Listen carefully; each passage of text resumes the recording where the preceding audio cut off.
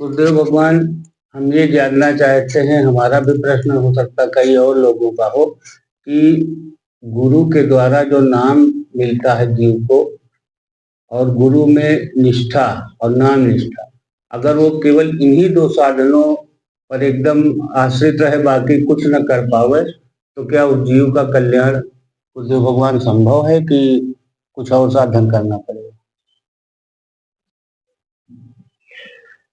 देखो, मंत्र और गुरु दोनों परमात्मा ही है।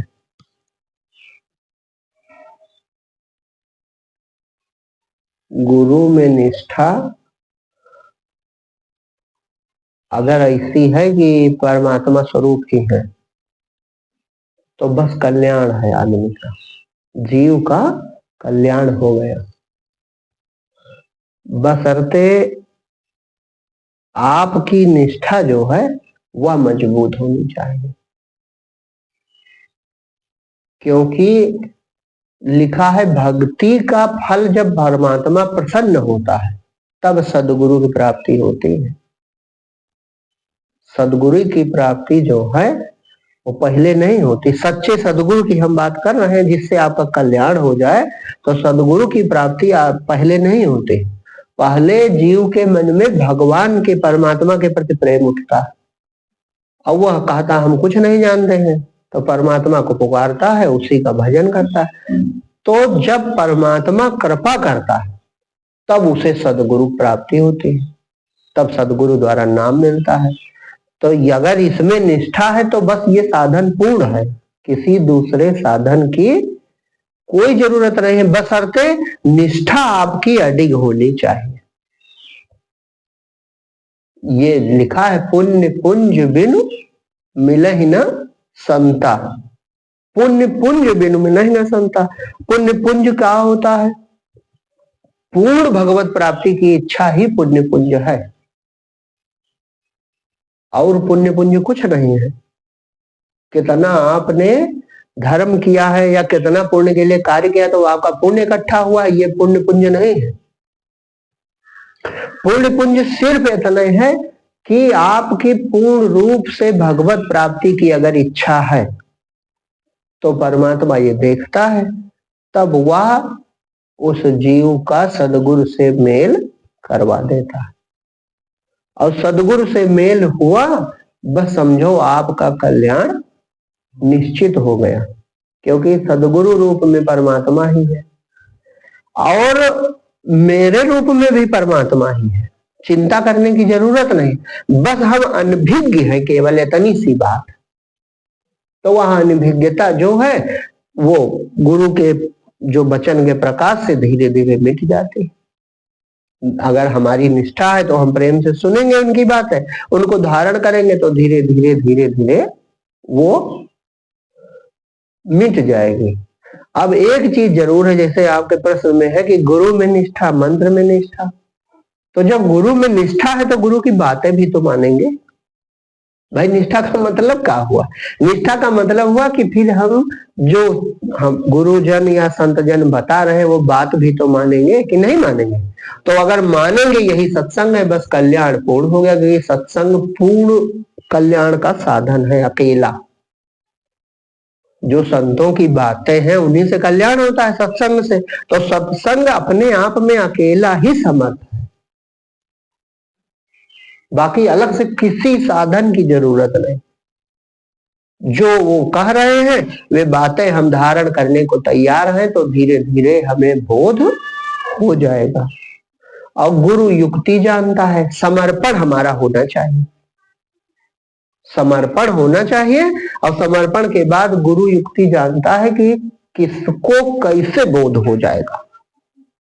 क्यों? क्योंकि सबको एक ही रीति से बोध भी नहीं होता, एक ही रीति से सबको बोध नहीं होता। बोध के पीछे हमारी वृत्ति कहाँ रुकी है, हमारी वृत्ति कहाँ फंसती है।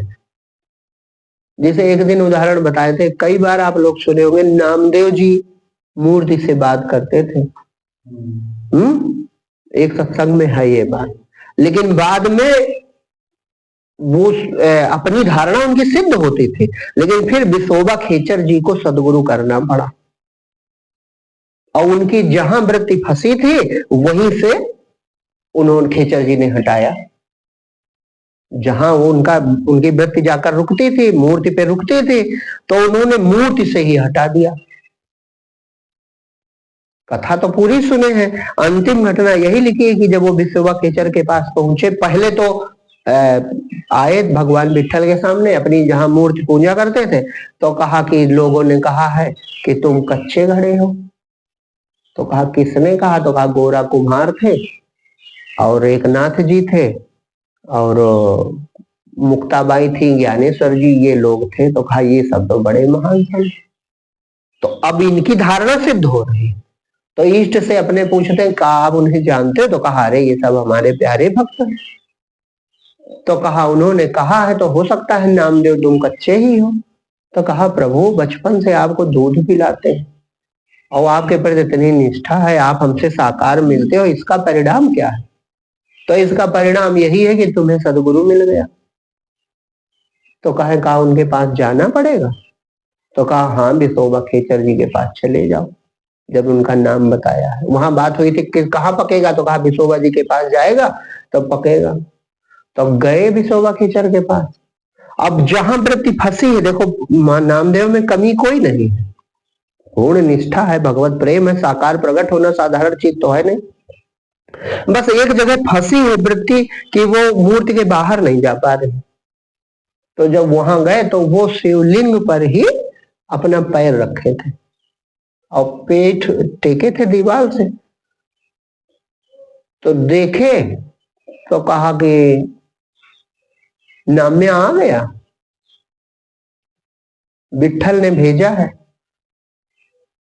तो सोचा कि नाम भी ठीक से नहीं कहता, लेकिन अब चूंकि भगवान ने कहा है, अपनी ही धारणा जो सिद्ध हो रही, मूर्ति मतलब परमात्मा, मूर्ति का है परमात्मा जो प्रकट होता है, उसने कहा है तो श्रद्धा थी।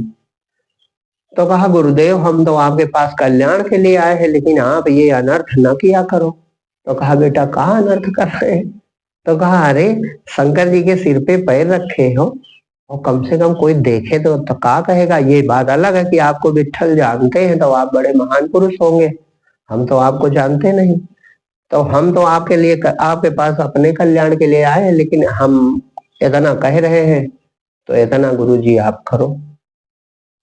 तो कहा नाम्या तू बड़ा समझदार है और ठीक ही कहता है, लेकिन मैं क्या करूं, मैं जब पैर रखता हूं इस पे तो थोड़ा आराम मिल जाता है, मेरी पीठ दर्द करती।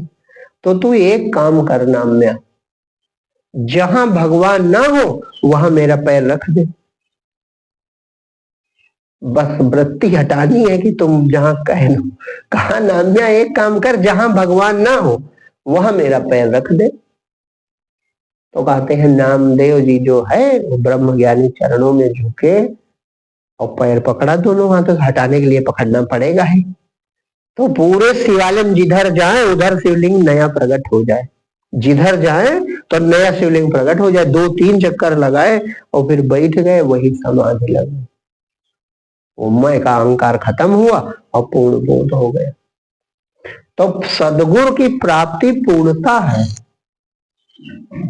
वो जो उनकी मूर्ति प्रकट हो रही, उसने कहा कि यही मेरे मिलने का फल है कि तुम्हें सदगुरु मिल गए।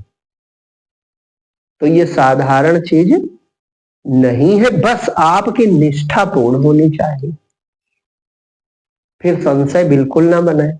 और जब निष्ठा होगी तो क्या हम उसकी कहीं बात नहीं मानेंगे?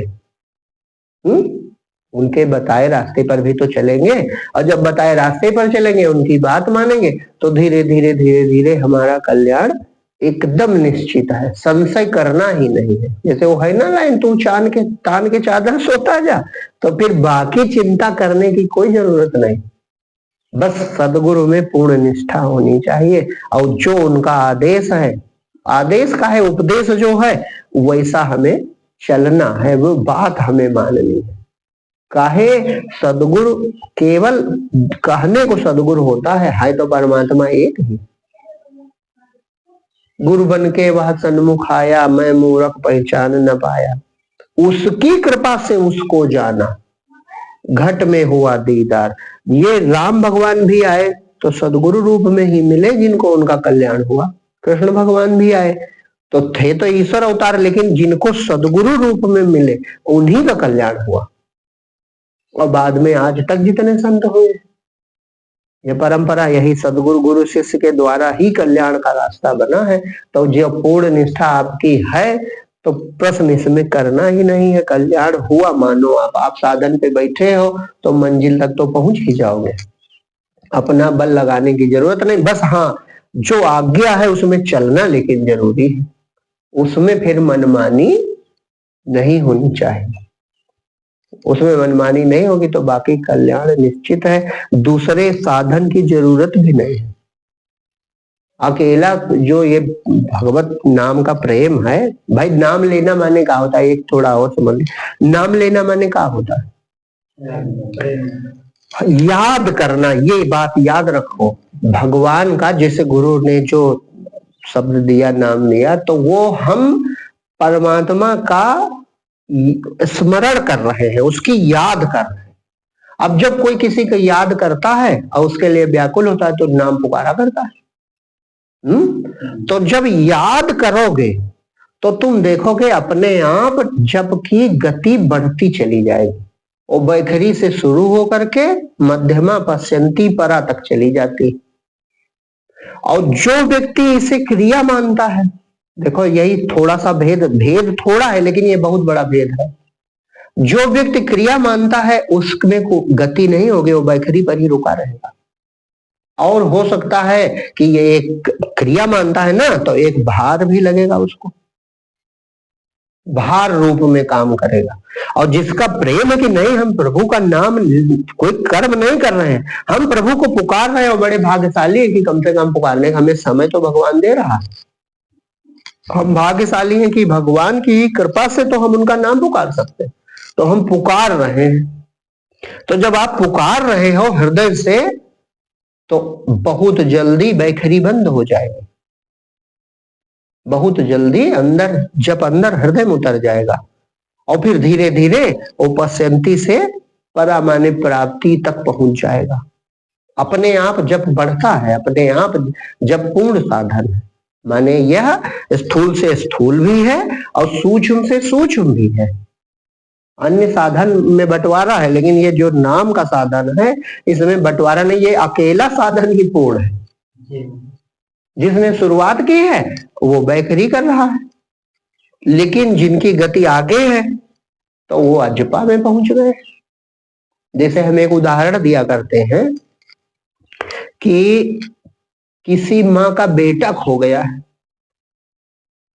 और वो ढूंढ रही है, बेटा मिल नहीं रहा है, तो वो नाम नहीं रटती, लेकिन वो रोए रोए से बेटे को ही पुकार रही, नहीं पुकारेगी वो, उसका हृदय, उसकी जो उसके दिल में सूरत जो है बेटे की बसी है, नहीं बसी, तो निरंतर वो रोया रोया पुकारेगा कि नहीं पुकारेगा। वहां पे जिह्वा हिले ना दांत, माने बाणी बंद है, तो ये अजपा में पहुंच गए कि नहीं पहुंच गए। तो जब हम प्रेम से भगवान को पुकार रहे हैं, यह भाव आ जाता है तो जप की महिमा प्रकट होनी शुरू होती है हृदय के अंदर, और इसकी महिमा अद्भुत है, महिमा बहुत अद्भुत है। हृदय में जब प्रकाश शुरू होगा तो ऐसा नहीं, परमात्मा तो मिलन बाद में है, लेकिन उसके पहले उसके लायक हमारा हृदय तैयार हो, यह भी तो होता है। तो वो नाम जब ही करता चलता है, ये बहुत अद्भुत है, आंतरिक है। जब होने लगेगा तो अनुभव होगा कि हाँ, ये तो दशा बहुत निराली है। जब तुम कर्म माने रहोगे तब इसमें कोई रस नहीं मिलेगा और नीरसता के कारण तुम्हें भार लगेगा। लेकिन जब प्रेम पूर्वक हम प्रभु को पुकार रहे हैं, ये भाव होगा, तो रस की वर्षा हो रही है, आनंद की बरसात हो रही है। प्रेमी भक्त उसी में डूबता रहता है, उसी में नहाता रहता है, और धीरे धीरे भगवत प्राप्ति भी हो जाती है, पूर्णता प्राप्त हो जाती है। साधन ये अकेला ही पूर्ण है।